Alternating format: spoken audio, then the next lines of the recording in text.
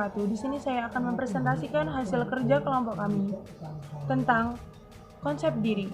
Yang pertama ada pengertian konsep diri. Konsep diri merupakan terjemahan dari bahasa Inggris, yaitu self-esteem.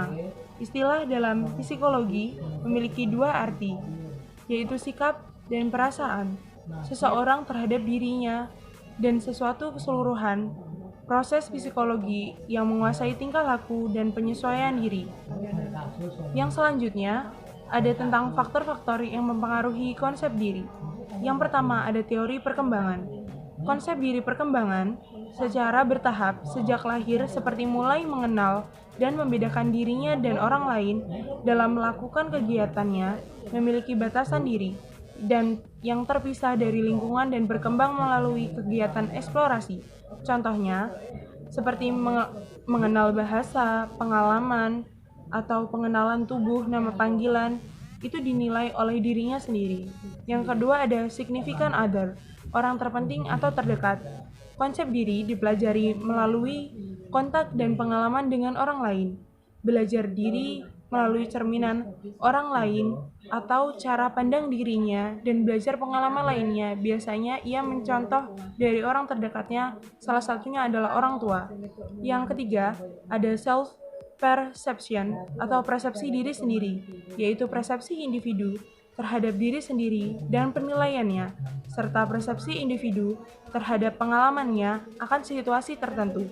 Konsep diri dapat dibentuk melalui pandangan diri dan pengalaman yang positif, sehingga konsep merupakan aspek yang kritikal dan dasar dari perilaku individu. Sekian, terima kasih. Wassalamualaikum warahmatullahi wabarakatuh. Assalamualaikum warahmatullahi wabarakatuh. Saya di sini akan melanjutkan materi dari pemateri pertama, yaitu yang D, aktualisasi diri. Aktualisasi diri adalah pernyataan tentang konsep diri yang positif dengan latar belakang pengalaman yang nyata, yang sukses dan diterima. Yang E, konsep diri positif. Konsep diri positif apabila individu memiliki pengalaman yang positif dalam beraktualisasi diri. Yang F, harga diri rendah. Harga diri rendah adalah transisi antara respon konsep dan adaptif dengan respon konsep diri maladaptif. Yang selanjutnya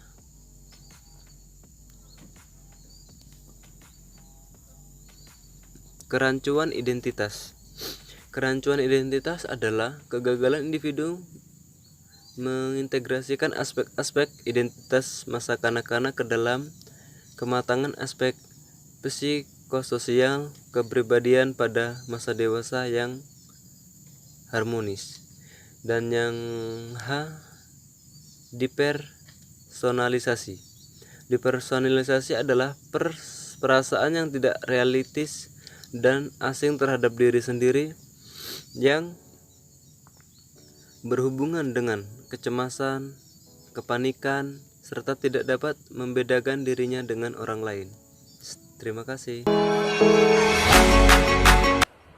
Materi selanjutnya yaitu pola gambar diri. Gambar diri adalah sikap seseorang terhadap tubuhnya secara sadar maupun tidak sadar. Sikap ini mencakup persepsi dan perasaan tentang ukuran, bentuk, dan fungsi penampilan dan potensi tubuh saat ini dan masa lalu secara berkesinambungan dimodifikasi dengan pengalaman baru setiap individu. Selanjutnya, ideal diri. Ideal diri adalah persepsi individu tentang bagaimana ia seharusnya bertingkah laku berdasarkan standar diri. Standar dapat berhubungan dengan tipe orang yang diinginkan ataupun yang disukai, ataupun sejumlah aspirasi tujuan nilai yang diraih. Ideal diri akan mewujudkan cita-cita ataupun penghargaan diri berdasarkan norma-norma sosial di masyarakat tempat individu tersebut melahirkan penyesuaian diri. Lalu selanjutnya harga diri. Harga diri adalah penilaian pribadi terhadap hasil yang dicapai dengan menganalisis banyak-banyaknya kesesuaian tingkah laku dengan ideal dirinya. Harga diri diperoleh dari diri sendiri dan orang lain, yaitu dicintai, dihargai, dan dihormati. Mereka yang menilai dirinya positif cenderung bahagia, sehat, berhasil, dan dapat menyesuaikan dirinya.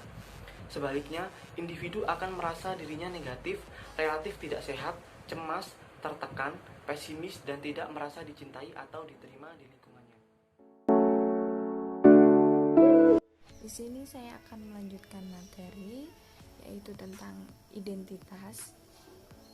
Yang mana identitas adalah pengorganisasian prinsip dari kepribadian yang bertanggung jawab terhadap kesatuan, kesinambungan, konsistensi, dan keunikan individu. Pembentukan identitas dimulai pada masa bayi dan seterusnya, berlangsung sepanjang kehidupan, tapi merupakan tugas utama pada masa remaja, yang mana pada masa remaja banyak terjadi perubahan seperti fisik, emosional, kognitif, dan sosial. Di mana dalam masa ini, apabila tidak dapat memenuhi harapan dorongan diri, pribadi, dan sosial yang membantu mendefinisikan tentang diri, maka remaja ini dapat mengalami kebingungan atas identitasnya.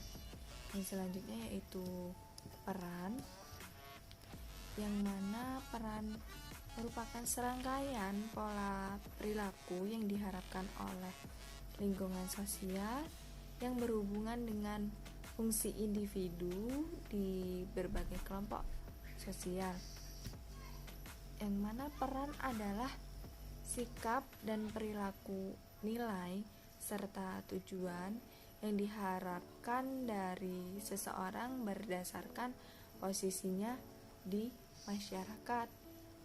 Harga diri yang tinggi merupakan hasil dari peran yang memenuhi kebutuhan dan cocok dengan ideal diri. Selanjutnya yaitu integrasi nilai Islam yang terdapat dalam surat Al-A'raf ayat 172, yang artinya, dan ingatlah ketika Tuhanmu mengeluarkan keturunan anak-anak Adam dari sulbi mereka, dan Allah mengambil kesaksian terhadap jiwa mereka seraya berfirman, bukankah aku ini Tuhanmu?